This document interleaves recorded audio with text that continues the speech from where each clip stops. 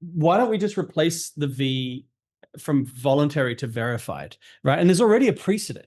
And I don't want to kind of pontificate and tell you your own history here, Mandy, but for the audience, Verra, before it was called Verra, in 2005 when it was founded, it was called the Voluntary Carbon Standard. And if I'm not mistaken, I think in about 2011 they changed the name to Verified Carbon Standard. So there's already a precedent. And then because you had Verified Carbon Standard, you had CCB and a bunch of other standards, you essentially rebranded as the umbrella for the multiple sustainability standards and renamed to Verra. So the V, let's just agree to change it to verified, because ultimately it leads into this interoperability, to that word again, of voluntary and compliance markets. I think that line has completely blurred, quite frankly.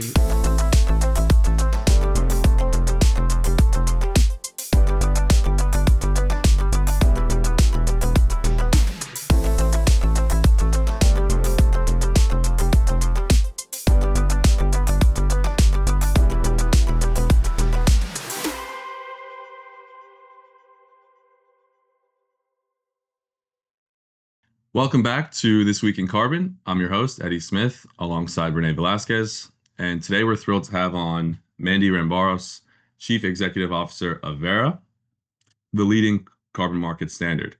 Mandy, thanks for joining us today. We're really looking forward to today's discussion, and we really appreciate your time. Great to be here. Thanks, Eddie. So for the first segment of today's episode, I want to start with a broader picture of the voluntary market and discuss the state of the market from a couple different angles. And over the last 2 to 3 years, the market has faced heightened scrutiny, and there has been, media investigations and analyses that have raised concerns about the quality of some carbon projects and the credits being issued in the past, leading to a loss in buyer confidence. And corporate buyers have become much more cautious due to the perceived risks of greenwashing, and therefore demand has stagnated and the number of voluntary buyers has fallen. And collectively, there has been significant efforts over the last 12 to 24 months to raise the bar on quality and integrity and ensure that the credits represent real additional emissions reductions or removals with strong safeguards, thereby trying to restore confidence for buyers and scale up the market.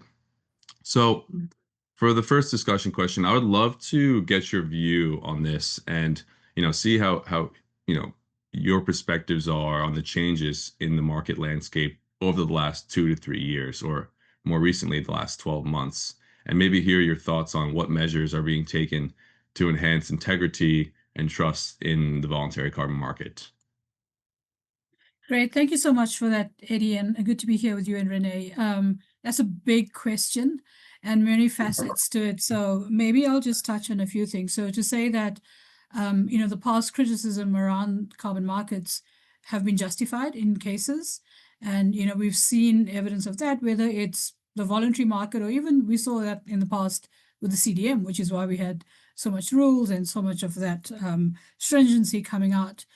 But I think in the last few years in the voluntary carbon market, that is the criticism is really taken to heart. And so we see a number of things that have been put in place now, both from a standards perspective, so not just us, it's all of the independent crediting standards, but also from an overall governance perspective. So I think a big thing from if I say external, I mean external to the standards that we've seen are things like the ICVCM, so the Integrity Council for the Voluntary Carbon Market coming out with their core carbon principles and really having this sort of stamp of approval from a third party. So, not us as standards marking our own homework, but having a third party with independent board members, with various advisors, with experts, giving their view on whether there is integrity in the programs and integrity in the methodologies. So I think that's an important step forward. We probably need more linkage, alignment, congruency between what ICVCM is saying and what now government regulations are saying. From a government's, we've seen all of these different governments coming out with principles, with regulations. And I think if we have more alignment between that, we will have some sort of overarching coherent framework that we can all say these are the stamps of approval on integrity. The other thing we've seen in the external space now are the ratings agencies, and they also appear to give this external stamp of approval to say, these projects have followed the standard, they're ICVCM approved methodologies, whatever it might be, but here's an additional level of integrity check. And I think that is what a lot of buyers and a lot of investors are looking for. It's the world they're used to, right? If you look at ratings agencies, the normal financial markets, that is what corporate buyers are accustomed to. So I think that also adds a layer. But if I come back into the standards from a standards perspective, what we've done, as you've seen what Verra has done over the last couple of years, is now revised methodologies, ensure that methodologies are more stringent, that we have new parameters that absolutely look at integrity and quality and making sure those things are not compromised at all, ensuring that all of our methodologies go through ICVCM approval, higher scientific rigor, all of those bells and whistles. But I do think a huge part of that also is the digitalization. So having digitalization linked to the methodologies now and linked to the programs for project tracking, for digital monitoring, reporting, and verification, DMRV, all of those things all come together to give you that transparency, the accountability that we need in the market. I do think it's important that all of these elements I speak about come together in a coherent framework, because one of the things we're hearing also from the market, and I'm sure you being in the market as traders also see this, that too many things, too many disparate kind of initiatives and fragmentation also causes anxiety and uncertainty in the market. So we do need these things to come together coherently into a framework that says, this is the framework we have now that governs this market, and this is what we think the stamp of high integrity looks like. Yeah, certainly. And thank you for that insight. And you mentioned the Integrity Councils, the Integrity Council for the Voluntary Carbon Markets or the VCMI's, claims code. How do you think these initiatives impact standard setters like Verra and the overall confidence of buyers? Because we've seen a lot of integrity initiatives emerge in the last 12 to 24 months. So from the standards perspective, how does it impact your business per se? I mean, I think it takes a lot of administrative work to make sure that we are compliant with ICVCM. And then also from understanding VCMI claims code on that side, ensuring also that, when we put out programs, when we have standards, methodologies out in the market, that it's something palatable to buyers, that they can see how it also ties in with claims codes. But having said that, I think what it does do is it gives us, like I say, that independent stamp of approval, because it is a process we have to go through for approval.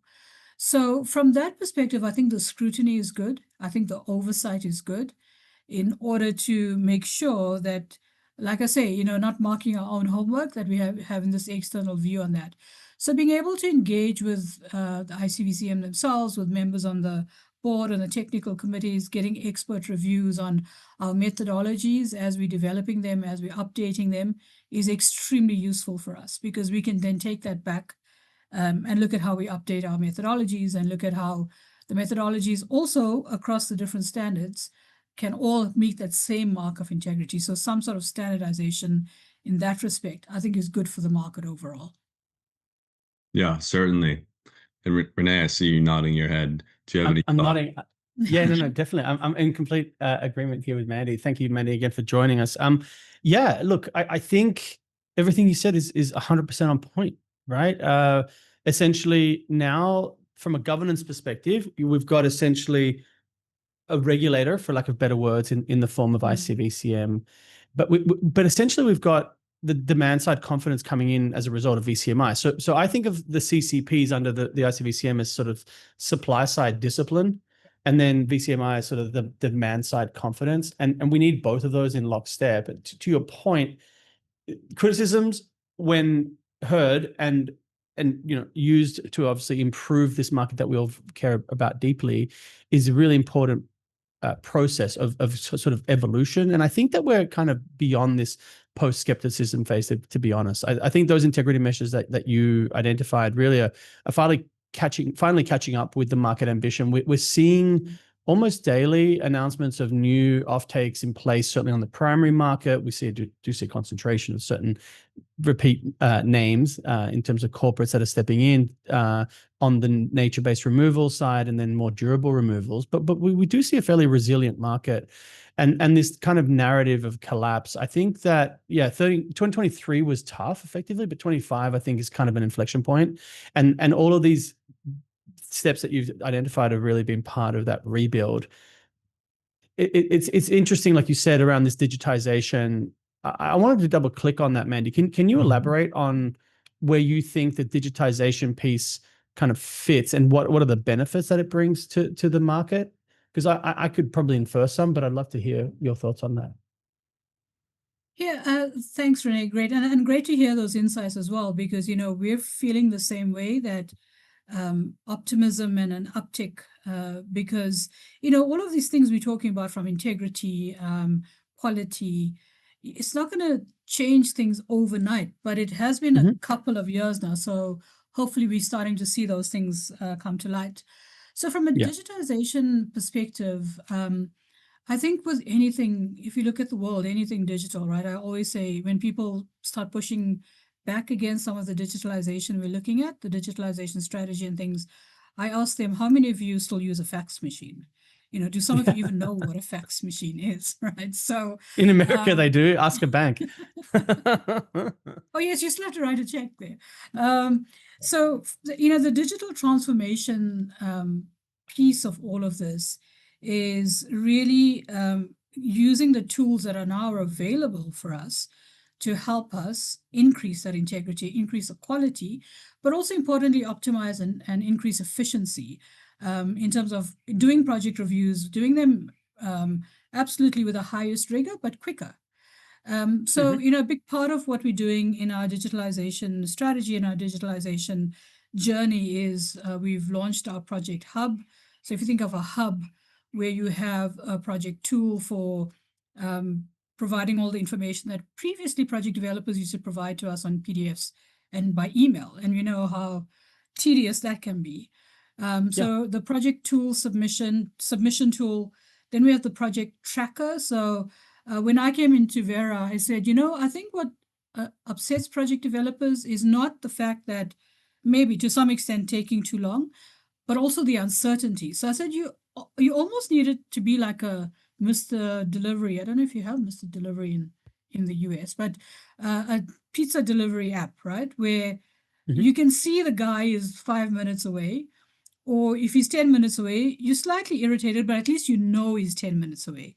So Project Tracker takes away that uncertainty of where your project is along this pipeline, whether it's with us, whether it's with VVB, and where it's going to be. And then a big part of that also is digitalizing our methodologies. So we've done about 20 methodologies now that we've digitized.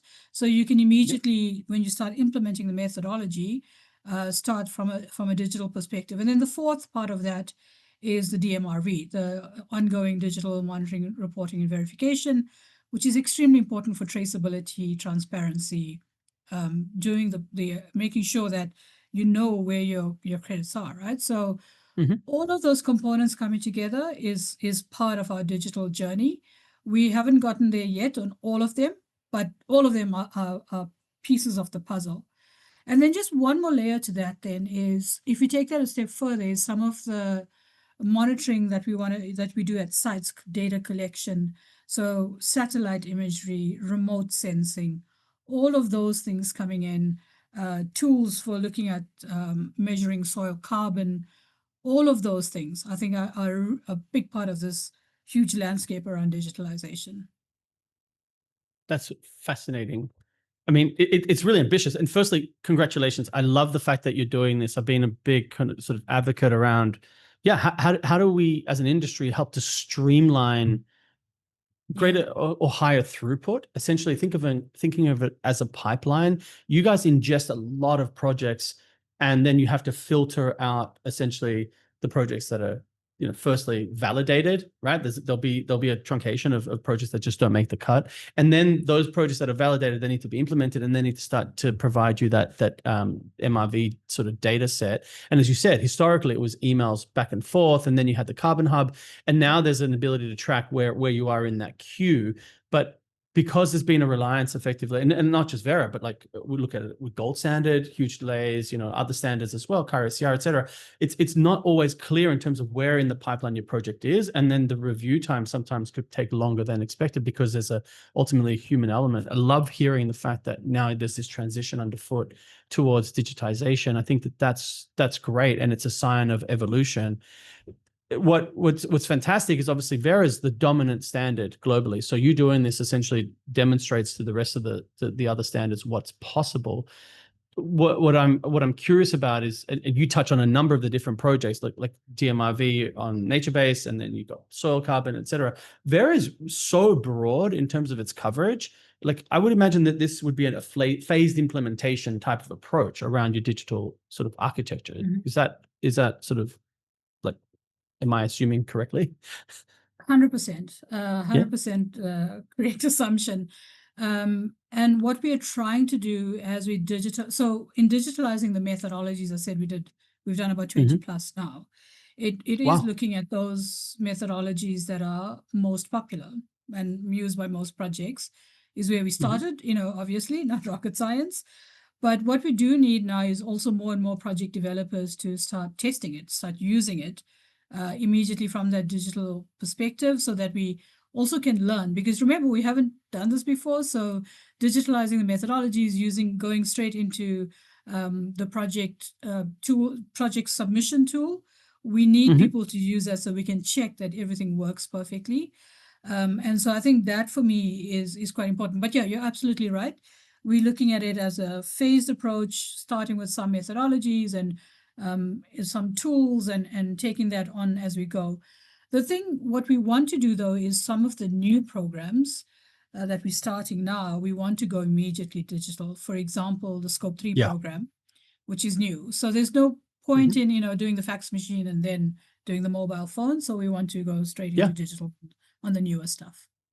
That makes a lot of sense. I mean, we were just talking about before, right? You're currently in Joburg over the summer/winter, but we see it across Africa, right? I mean, I'll just pick Kenya because we were there not too long ago. But many African countries, and I'll take Kenya as the example that I'll use here. But in the technological kind of revolution, they skipped certain steps, right? So they didn't necessarily build copper wires, in terms of telephony. They just went straight to digital, to mobile phones, I should say. And then in banking, they didn't build a lot of the brick and mortar. They went to sort of digital banking, and then you have payment systems like M-Pesa and other things that essentially just cut out steps. And so it's fantastic to see that on the Scope 3 side, you're saying, well, why don't we just build it natively as a digital platform?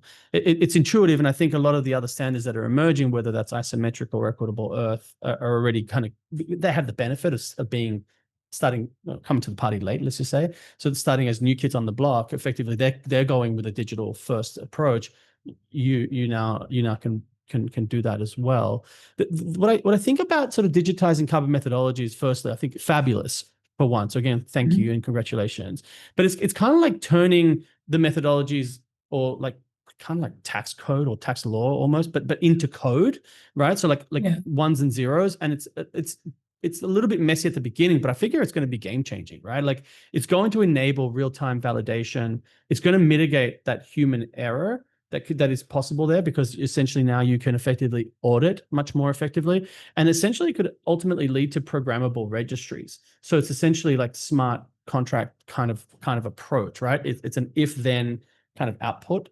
And I think that's really smart. And I think hopefully it leads to the outcome that we all hope, is that we can scale the market, enabling a lot more projects to enter in the pipeline and come out on the other side, and at the same time create more confidence in the output around the quality that 1 ton is a ton.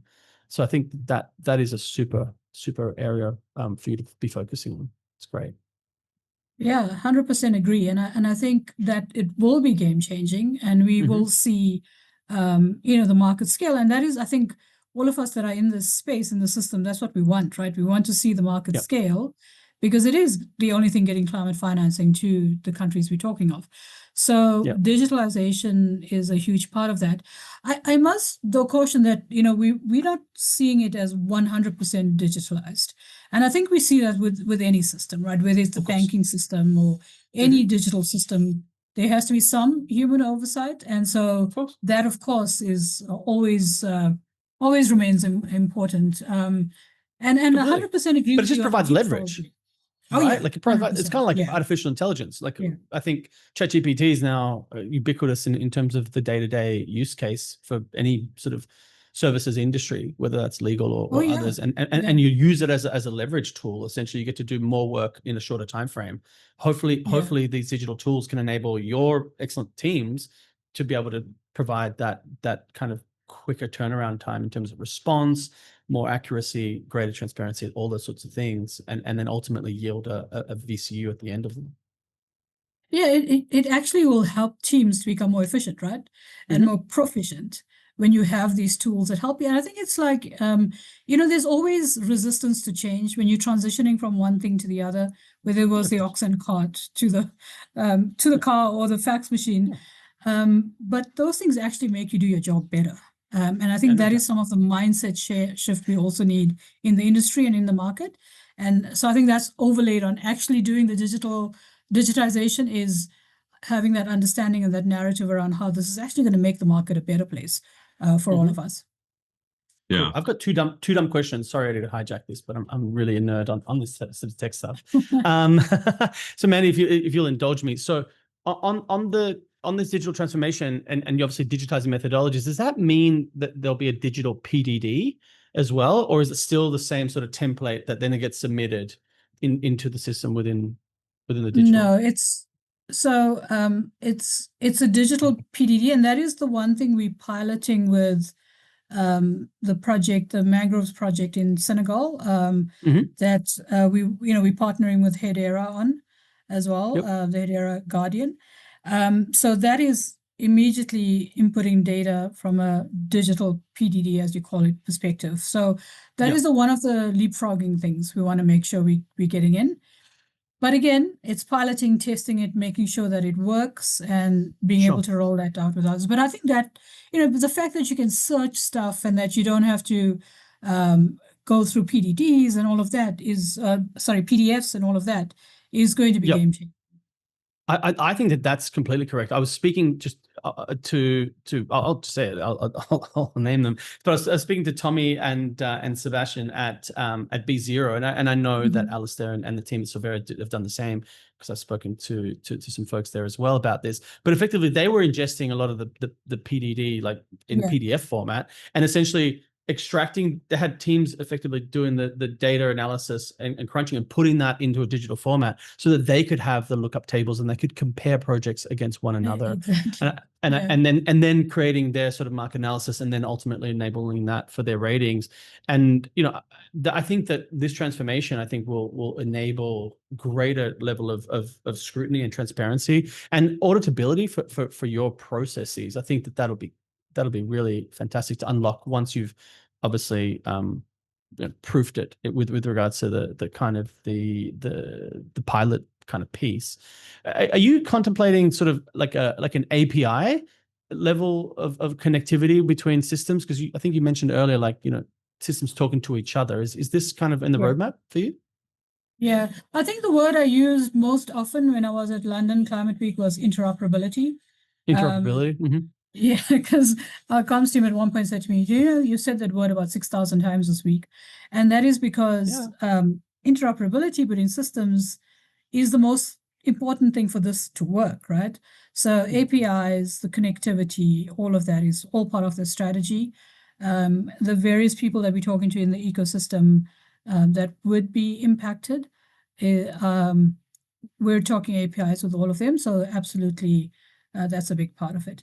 I must confess, I'm not a tech expert, but those are the various things we're doing from the digitalization perspective. So connectivity, interoperability, even interoperability between Verra registry, this independent crediting programs, and government registries, that's going to be important also for this market. So yeah, because that was the stated things. goal of the CAD trust, the Climate Action Data Trust, right? That interoperability for all the different standards to essentially have one language where they can all effectively talk to one another, and to mitigate for two things, right? The double registration and the double counting as it related to the corresponding adjustments piece. But having that interoperability between different systems allows for ultimately and eventually potentially greater participation, one, right? So you could even have in the future, not too far future, I hope, higher frequency trading emerge, right? As a result of more data being available and higher quality data being available, and essentially maybe fungibility of instruments across different standards. But I don't know how probable that is right now and within the roadmap. But that's the kind of things that I think about within when you say interoperability. It's I think a really positive change. So thanks. Yeah, and sorry, Eddie, I've hijacked. No, it's good. All good. I want to double tap on the Hedera, partnership, because this is obviously a first of its kind integration in the market. So Verra becoming the first carbon standard body to integrate with Hedera's Guardian platform, and in practical terms, I think it might be the second. Is it the second? Yeah, I think the Circuit Owner guys did something last year, but they didn't get as much press clippings. But this is good. The Verra is the dominant standard. So, but yeah, and touching on the blockchain-based infrastructure, like that obviously is aimed at enhancing transparency and auditability and trust in the market by using the distributed ledger technology. And do you think that can help solve issues with like double counting or a lack of transparency by providing this immutable record of credit issuance and retirement? And then also, you mentioned the Senegal Mangrove project, and that was an early adopter of the system. Would be keen to learn what you guys learned from that pilot, and how did that project developer find the experience of going digital with their certification process? Yeah. So Eddie, thanks. Great question. That project, it's still under review, right? That project. So it's still, we haven't completed the pilot yet. So I won't talk too much about that. But the idea is to test going immediately digital through the Hedera platform using that program, using that project under the methodology VM33. But I think your original point around using this type of platform, this type of technology, can it help with things like integrity, with double counting? Like I was saying, I'm not a tech expert. So in my head, the analogy I always think of is a financial banking system. I can't transfer the same amount of money into your account and Renee's account from the same thing. Well, I could try, but the system would catch me out, right? Yeah. So it's a similar sort of thing, that when I think about using the technology and using blockchain going forward and ensuring that we have this traceability, trackability, all of that is part of what we're trying to achieve through this. So 100%, that's the reasoning. And if you think about it, there is precedence. If you think about CDM, the ITL, the International Transaction Log, every unit had a serial number, and you had to make sure there was traceability and things. So it's not like it hasn't been done in this way before, but there is precedence on how you can do this, whether it's the financial markets or the past carbon market. So the idea is that we can now take away some of the human element in how do we make sure there's no double counting, how do we make sure there's high integrity, how do we make sure that these units are retired and not used again, and those kinds of things. I think the digitization is really going to be game changing for. Yeah, certainly. And I think this is a good time to maybe shift to. Can I plant one seed for the audience on that one? And then I'll let you go to the next time. Yeah. Mandy, can we get some of your subject matter experts internally and the Hedera folks on a future episode just to talk about that once the pilot has been completed? Oh, 100%. And you probably Right. have to schedule 5 hours because they love to talk about it. Yeah, I know a thing or two about folks from the blockchain world.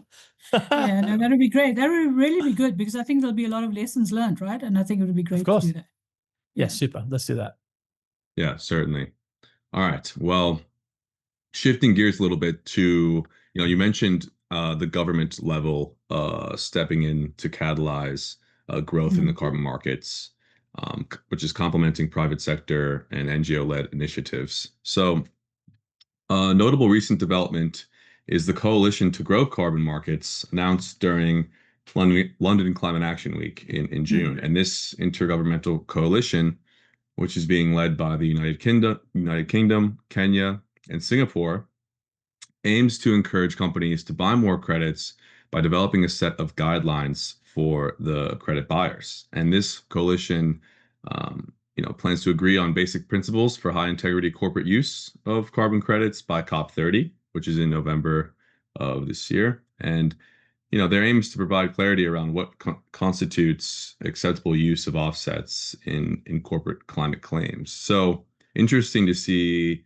this government-led coalition. I've heard some debate around, okay, now, we basically don't need the SBTI anymore because we have these governments basically backing, the way corporates can use offsets in corporate climate claims. But, this could potentially boost corporate confidence to re-enter the market at scale. So, I want to ask from your perspective, what do you think is the significance of this coalition? And how might setting guidelines for buyers by governments influence the market? Let's start with that. Yeah, great question. Thanks, Eddie. So, I've been talking about dropping the V in the VCM, the voluntary, because I do see there's so much coming together, right, of the compliance markets, the voluntary markets, government regulated markets. Not all government markets are compliance markets, so you have to also make that distinction. And I think this is a great step forward, this coalition, because what it does do is start to bring these things together that we, as the system, as the people in the market, need. Because what you're hearing, and again, in the last year that I've been at Verra, and I've been doing a lot of discussions with buyers and investors, project developers, talking about what is it that would take to scale the market. And a lot of them say, there's so much fragmentation. We don't know what Article 6 means. We don't know what the VCM means. How do these things come together? Different countries coming out with different regulations. So I think it's about, and Renee used the word earlier, it's about creating fungibility in the market so that when we have these regulatory frameworks, governance frameworks that are coherent across borders, we will have more fungibility. So I do think it's a good thing. I think it's great that this coalition has started off the bat acknowledging VCMI and ICVCM, because then I think that's the bridge we're going to see, right? Because in the voluntary space, we adhere to ICVCM principles on the supply side, and having that stamp of approval and having the coalition of governments say we recognize ICVCM, those carbon principles, that alone brings some fungibility in what high integrity is seen as. I do think it's important that we have more players join this coalition, government players, but also for governments to then reciprocate with the standards programs like Verra, like the other standards, to say, how do we work together to make sure we don't duplicate? So I think from a voluntary carbon market perspective, that's great. I think it is also great to spur on corporate action and making sure we're getting the right policy signals for corporate action, voluntary action, all of that coming from these governments. It's great. So the latest announcements by the UK, by Singapore, all of these governments is really good. There was a bit of a throwaway comment there on SBTI. I think that's also important to get behind SBTI from a right policy signals perspective. Yeah. And say, how is that aligning with what these what these governments are saying, what ICVCM is saying? Everybody's saying, guys, we need this for corporate action. Can we also get behind that? So I think all of these things, right, and I said it at the beginning, need to come together so that we have this very strong focus on these are the policy signals, the regulatory frameworks, the independent crediting programs, the independent governance bodies, we can call them independent, like ICVCM, are all pushing towards the same direction. And I think that will reduce the fragmentation and uncertainty that buyers are complaining about. Yeah, certainly. Renee, did you have any thoughts on the Yeah, fragmentation? This is I do. And annoying. the throwaway bit about SBTI is classic. Good way of pulling him up on that one. All right, so yeah, I wanna unpack what you guys have just been discussing, right, around the government demand signals. I think that's really important. But something you said, it wasn't a throwaway comment, Mandy. It was a reference that you mentioned around the V in voluntary carbon market. And I think I've said this numerous times, and I'll attribute Rich Gilmore for this. But why don't we just replace the V from voluntary to verified, right? And there's already a precedent. And I don't want to kind of pontificate and tell you your own history here, Mandy, but for the audience, Verra, before it was called Verra, in 2005 when it was founded, it was called the Voluntary Carbon Standard. And if I'm not mistaken, I think in about 2011 they changed the name to Verified Carbon Standard. So there's already a precedent. And then because you had Verified Carbon Standard, you had CCB and a bunch of other standards, you essentially rebranded as the umbrella for the multiple sustainability standards and renamed to Verra. So the V, let's just agree to change it to verified, because ultimately it leads into this interoperability, to that word again, of voluntary and compliance markets. I think that line has completely blurred, quite frankly, over the years, and it will continue to do so, because we're just seeing essentially governments now be reliant on the certification standards. I know we probably still have time later on, Eddie, to talk about CORSIA, but that's a perfect precedent as well around, an international system looking to the traditionally voluntary standard certification bodies for their accreditation and certification outcomes. Like that's real. So that's my little bit around the V. Yeah, can I ask please. you a question, Renee? When you, I mean, that's a great idea, because like you say, there's precedent, right? And and putting the word verified in there gives you that mark of integrity in some respects. But who would you think is the verifier? Would you see that then as something, when we say verified, is it this overarching government coalition plus ICVCM? Who's the verifier in your head? That's a great question. I think the units are verified by the fact that you have the governance framework at the ICVCM, at the programmatic level, methodological level, and then you have the programs themselves certifying each one of those projects through the DMRV piece, the verification process, to then yield the verified carbon unit at the end.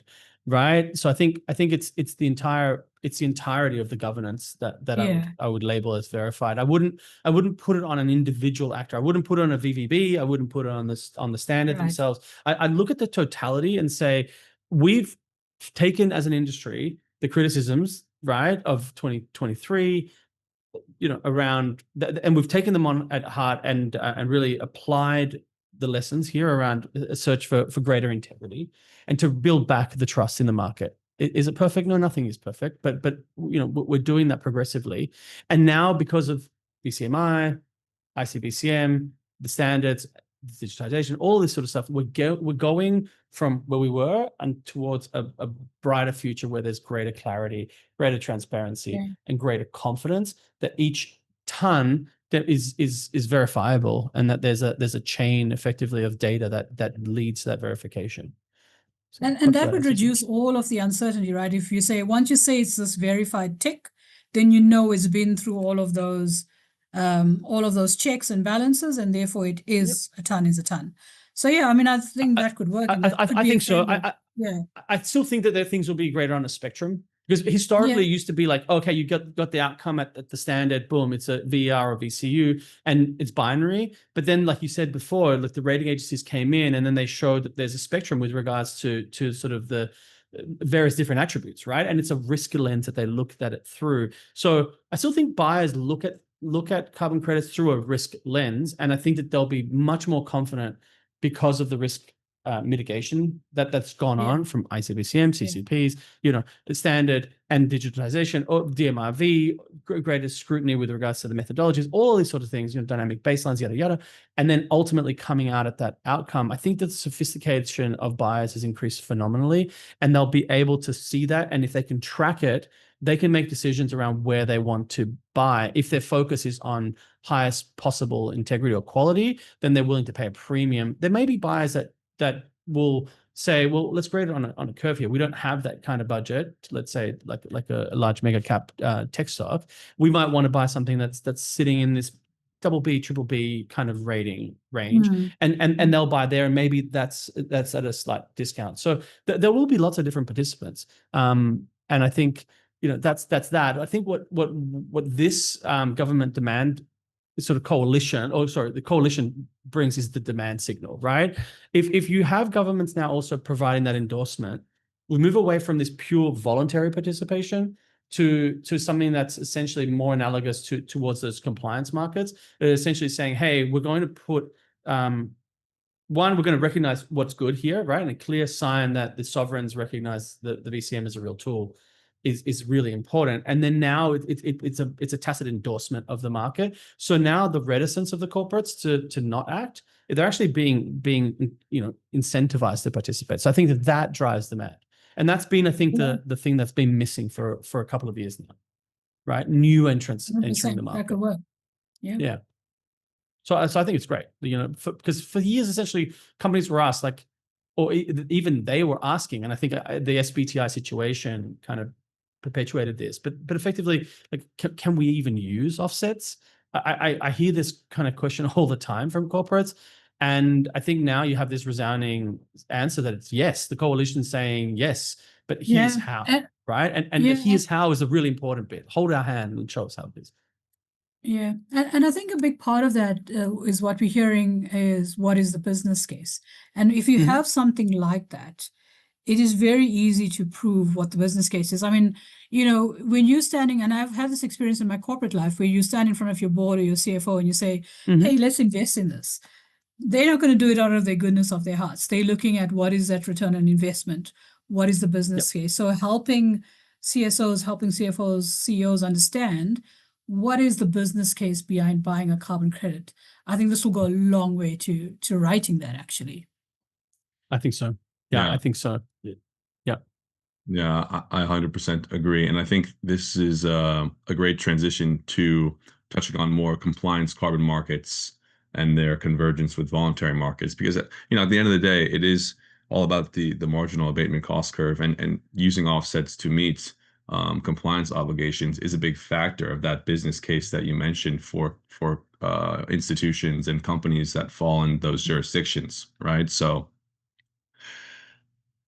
to kick this segment off, I think it's fair to say that alongside voluntary markets, the global architecture of compliance carbon markets is evolving very fast. There were fewer than 10 instruments in place in 2005, and 20 years later to today, in 2025, there are more than 80 instruments in operation worldwide, with a net increase of 5 over the last 12 months, right? So carbon pricing systems now cover around 28% of global greenhouse gas emissions, which is significant, with 43 carbon taxes and 37 emissions trading systems in place in jurisdictions that are comprising almost 2/3 of global GDP. So, to have jurisdictions that cover 2/3 of global GDP have a direct carbon price in place, these are the largest countries and middle income economies. So it's really significant to see. And about 40% of these systems allow the use of voluntary carbon credits, and mostly at the domestic project level, but with some at allowing international. So we see, Colombia's carbon tax allows certified credits at the domestic level, and then you have California's cap and trade, and then we see Singapore allowing 5% of their tax to be met with international credits, and et cetera, et cetera. The list goes on and on. So overall, we are seeing a convergence. We see compliance schemes leaning on the infrastructure of voluntary markets, and then voluntary standards and are upping their rigor to be acceptable in compliance contexts, right? And this is where the conversation around Article 6 of the Paris Agreement and CORSIA then comes into play, because those systems are moving from theory to real world implementation, and their implications for the VCM are profound. So we're seeing Article 6.2, the ITMOs come into play between countries. Article 6.4, the PACM, the Paris Agreement credit mechanism with methodologies under development. And now with CORSIA fully operational, there are 6 crediting programs approved. And starting in 2027, airlines must offset growth in their emissions on most international routes.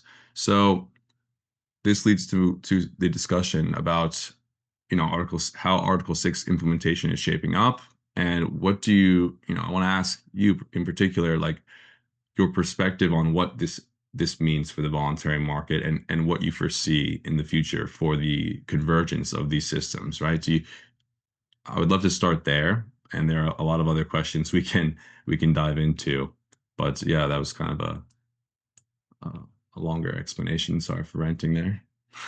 No, that's fine. I mean, that's great stats to have. The 2/3 of the world is a huge stat. Especially since I get questions often about what do you think when there's no political will, but there's so many places in the world, and like you've just covered, Eddie, that actually are putting carbon prices in place and are looking at these things, right? So I think that bodes well for the market going forward.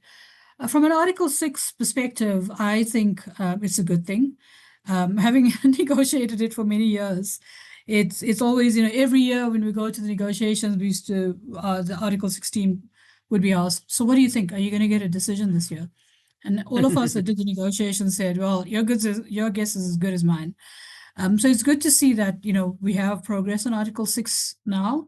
Article 6.2 is a little easier to look at the coherence and congruency between the voluntary market and the Article 6 market. And, we've working on finalizing this protocol between the Singapore government, Gold Standard, and ourselves on how Article 6.2 can be interoperable with the independent crediting programs and governments.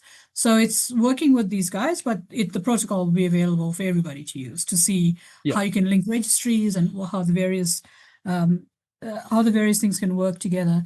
From a Verra perspective, we've worked with a number of governments where you mentioned some of the carbon tax compliance schemes. So we have mutual recognition where in their regulations, they recognize the fact that you can use a Verra credit to offset your carbon tax. So Colombia, South Africa, Singapore all do that. And so we'll continue with those kinds of initiatives where we want to bring the two together, the voluntary market, compliance markets, government regulation, so that we have coherence and so that buyers and project developers can invest in a project that's registered with Verra and then still also use it for their carbon tax offset, right? So I think those kinds of things are very important. 6.4 is a little more tricky. When I hear PACM, I think of pachydermy, and I think, is this the elephant in the room? It's a little tricky because, there's national registries, the 6.4 supervisory body, of whom I know a lot, and I love them to bits, but looking at their own methodologies and own standards, and I think, is there an opportunity here to look at how you work with the methodologies that have been developed by the standards? Is there a way to look at interoperability and linking those national registries to our registries? Because, and I might be taken out for saying this, because when I look at the 6.4 standard and some of the requirements, our requirements from Verra and some of the requirements from the other standards are more stringent on the sustainable development criteria, for example, and what we require project developers to show. So I do think there's more work to be done on how we bring the 6.4 and the VCM, the voluntary market, together. I do think it's easier on 6.2, but I'm not, saying let's throw the baby out with the bathwater. I'm saying let's look at how we can work together. And I would, really want to talk to the supervisory body, the methodology panel, to say, what is the best way to bring in the methodologies that are best in class now in the ecosystem that have been developed by ourselves and the other standards. So So that's where I would want it to go, Eddie, from the 6.4, from the Article 6 in general perspective. Understood. I love that, Mandy. But it's, as you know, it's fraught politically. I think it's already kind of designed. I think it's just, it's fair to say that there's a central choke point again, like we had with the executive board early on in CDM, and so 6.4 is yet to be seen. But it has huge potential. Again, the governance of the UNFCCC has a lot to be said for. I do think that they can learn from, as you said, the private sector, let's call standards, or the private standards, because you've had effectively time, 15 years plus, 20 years almost, to develop and to take some of the older methodologies from the CDM and evolve them. And we've now seen this continuation, right? The other thing that they, 100%, I think, could really benefit from is the infrastructure piece, right? So the interoperability is one, but it starts with the registry architecture, right? So as a clunky, Article 6.4 registry is not what's necessary. We need a new digital first registry, one, and then that needs to be interoperable with the government owned registries, right? And so I think that the private sector actors, right, our old friends at Expansive, but S&P, ICE, Eco Registry, you name it, these folks that are building these next generation registries, the Hedera side of things, right? We know some other folks like Northern Trust is building a blockchain-enabled platform as well. These are the technology sort of platforms that will underpin, hopefully, these future ecosystems, so that they all can interoperate, and we have essentially one currency, which is carbon. It'll just come in different flavors, and I think that would be ideally where I'd like to see it go. But like you said, it's a complex thing. Coming back on to Corsia, I do think that there's so much expectation from the carbon market participants on the, let's say, the verified carbon market piece, that Corsia will be a really strong sort of demand side signal. And the pilot phase has come and truly gone, and now we're in phase 1. And then we're rapidly approaching phase 2, which is the real, let's call it, compliance phase. But it's interesting because, even though it's called pilot, phase 1, and then compliance, Corsia is really voluntary in name. But for the airlines, it's essentially compliance in practice, right? Yeah. Because member states opt in pilot, and they opt in for phase 1. But in phase 2, it's not. And so that's really important. What I think, Corsia also sets as a precedent, like you said, right? You mentioned Singapore, and that that's Verra and the gold standard are working to create essentially this sort of, I don't know what would call it, but sort of set up, so that in the future you can have governments effectively leverage the private sector programs or standards. Corsia has already done that, right? And it's had a number of intakes on an annual basis where they've approved projects. They've had them with conditional approval with some. They've just come out recently with a handy spreadsheet that I was looking at in the background to refresh my memory around which programs are in, which ones are not. I also curiously saw that earlier this year the ICAO Technical Advisory Body opened up the re-registration piece for some of the approved programs, such as yourselves. And I don't want you to comment on this unnecessarily, because I know it's still under review. But I think there's a really positive signal that they're starting to think about the compliance phase now, and that once we have clarity around what are those eligible emission units and whatever they will be, right? Which programs get in, if there's restrictions around methodologies, ultimately there will be this corresponding adjustment requirement, I would assume, to carry over from phase 1. That the market now starts to get greater clarity around what's in, what's out, and project developers can essentially start to deploy the capital, deploy the resources on the ground to generate those tons to meet the impending demand. And then folks, on the trading side, can also start to participate, whether bilaterally, through spot contracts, but hopefully much more interestingly as well, through financial derivatives. And we've seen, that kind of already take place. We did that with NGO and Geo when I was at Expansive. ICE has got a Corsia phase 1 contract. And I think we'll start to see hopefully a phase 2 or compliance contract on the forward curve, that will then create a greater visibility around the price signals, and that is, I think, what will drive participation in the market. So it's I think overall really positive around the direction of travel here. Yeah, no pun intended. So 100%, you know, Yeah. that is the right direction of travel. So I think we're all, you know, very keen to see the COSIA market take off. Again, no pun intended.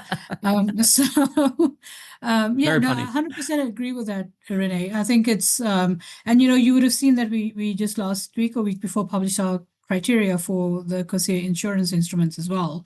Yeah. And so Can you very elaborate on keen. that for us? Say again? That's a really, can you elaborate on that for Oh. us? Because the insurance component's really an interesting kind of quirk within the eligible criteria, like eligibility criteria, I should say. Yeah, so I mean, you know, COSIA requires for projects to have an insurance product. And so what we did was we just recently published what our criteria would be for those insurance products. And we're in the next week, hopefully, going to appoint a specialist broker that's going to assess all of the products out there, and we'll have a list of what would qualify from a Verra perspective, and that is to cover that requirement from COSIA. And there again, I think it's important to have some standardization. So there's no reason why we should all have vastly different criteria, right, from a COSIA insurance product requirement. So all of those things are lining up now because the market is saying COSIA is the way to go. The demand's going to pick up. We're getting ready to get involved in the COSIA market. So I think it really is a great signal from the COSIA perspective. And like you were saying, all of these things coming together. So if we have the regulatory markets, the compliance markets, Article 6, voluntary market, COSIA market, then we will see this growth that everybody's talking about in the market, right? So hopefully that does happen, and that 2025 is a better year for the market. Yeah, 100%. Well said. And thank you for the insight there. And I think you know, wrapping up here a bit and maybe looking forward, I want to ask a question on your outlook for the market, and given all the developments that we discussed today, you know, integrity efforts, policy support, digital innovation, the convergence of compliance and voluntary markets, you know, what makes you optimistic about the future, the long-term future of carbon markets, and where do you hope to see Verra's role in that market, let's say 5 to 10 years from now? 5 to 10 years is a long time. Might be pretty forward-looking, but you know, 2035 is not that. Yeah, I don't know what I'm eating for dinner tonight. So 5 to 10 years. No, I'm kidding, Eddie. So I think, you know, because I've had the privilege of working on the ground on a lot of these things in carbon markets, you know, interacting with communities in my previous life, working with energy transition and all of that. For me, what's extremely important is the impact that the carbon market has on the ground. So the communities that we interact with, when we went to Senegal, when I went to visit the project in Senegal, and also meeting with some of the community leaders. Unfortunately, I don't speak French, but you know, we had a translator that helped. Some of these guys are able to put their kids through school because of revenues from carbon markets, right? So I think for me, that is always the eye on the prize, is that when I joined Verra, I said, I want to grow the pie being the voluntary carbon market, but not as selfishly as Verra. I want to grow the pie as the market for all of us, all of the players in the market, because we're working together to get finance to those guys so they can get their kids to school. And that is always the eye on the prize for me in terms of that community impact that we're having. So when I talk about Verra in the next couple of years, that is what I want to see, is how do we enable the growth of this market? How do we enable climate financing getting to where it is needed? How do we enable high integrity credits so that buyers and investors are confident that we buy this carbon credit, it's going to help me with my decarbonization goal, but it also helps those communities down the road. So I think those kinds of things are what's swirling around in my head. Been having a lot of conversations in the last year, like I've been saying, with various people on what do you think it takes to scale the market, and talking at it from a voluntary carbon market space rather than as Verra. And obviously, as the pie grows, all of our slices in the pie grows, right? So that is inevitable. But the idea is, what does it take to scale? And it's all of the things we spoke about today. So it's about reducing the fragmentation. It's about reducing the uncertainty, increasing integrity, bringing governments together, bringing the compliance and the voluntary side together. So we have, as Renee was saying, a verified carbon credit that we can all put our hands behind. But also telling the stories. And I like this quote, which says that unless the lion learns to write, the story always glorifies the hunter. And when I see negative criticism of our market, of carbon markets, and they're not delivering, they're not doing this, and I think, have you heard the story from that guy on the ground that is benefiting from the carbon project?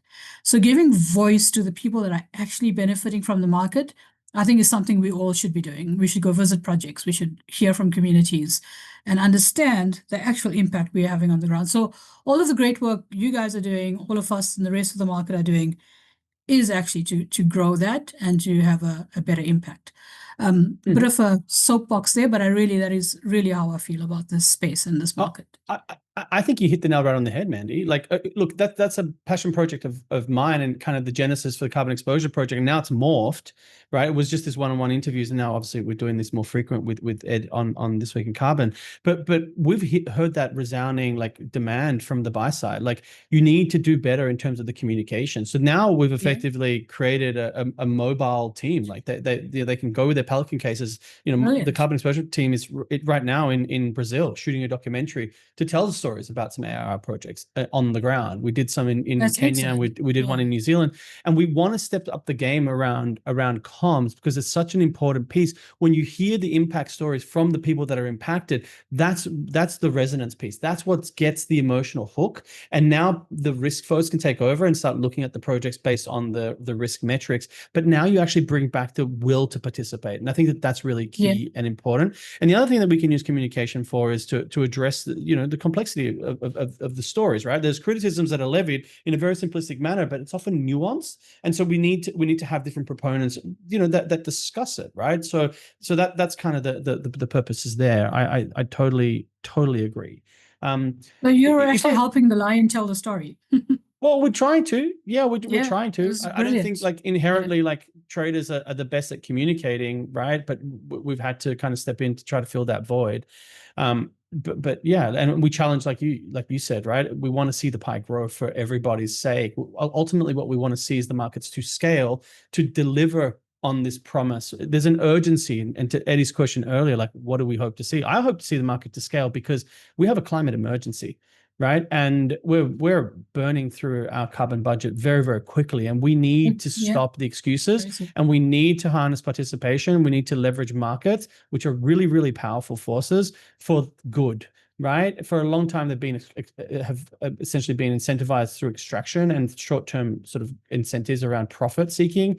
And while that's going to continue within markets, but if we can create an incentive on the profit side, right, for the traders, then more and more financing comes into effect, and corporate buyers need to want to participate. And if they're being pushed through compliance, but they should also be very willing to participate on a voluntary basis, because it helps them to prepare for that future compliance. And so we need to see this. Yeah, and I think, Renee, it's absolutely that, the business case, right? But don't you also sometimes wonder about the urgency? Because I think we are that frog in that boiling pot, because we, all of the stuff we're seeing happening around us, the climate impacts, we're just taking it as it's just a weird weather today or weird climate. But I read do a book think called The Heat Will Kill You, and it was terrifying. Yeah, but no, today I had one of my team members say to me, she's currently in Athens, saying, "Hey, listen, it's so hot right now, I can't even think. I need to like power down. I'm going to work at nighttime." And it's like, you're going to see that, right? We notice it here in the tropics. I live in Singapore, and it's extremely hot at the moment. I know Europe's going through a heat wave, and these aren't just weather. This is a climate kind of component, because they're compounding and increasing the average temperatures year after year after year after year, and we see that Yeah. within the climate record. So hence the urgency there. I know we've taken up a lot of your time, Mandy, so I really appreciate it. I'd love to invite you to come back. I some thoughts, like you mentioned insurance. Fantastic. I love to see the insurance kind of component come in, because that's the ultimate de-risking tool. And when markets become sophisticated or become real, when insurance steps into play. So now you can have institutional investment come into play, because they can apply effectively insurance policies to de-risk the investment into these projects and or transactions. So that's really great. I think that there's a component that I'd love to unpack with you next time that you're on, around the role that insurance can play more broadly in the industry, whether that's buffer pools and other things, and then obviously the digitization. So please come back and talk to us another time when you get a chance. Would love to. Enjoy the conversation with you and Renee. Likewise. And Eddie. Thank you so much. Really appreciate it. Thank you so much. Yeah, thank you. It's been fantastic. Really appreciate Okay, great. Have a good Thanks, evening. Mandy. Have a wonderful Yes. evening. You too. Cheers.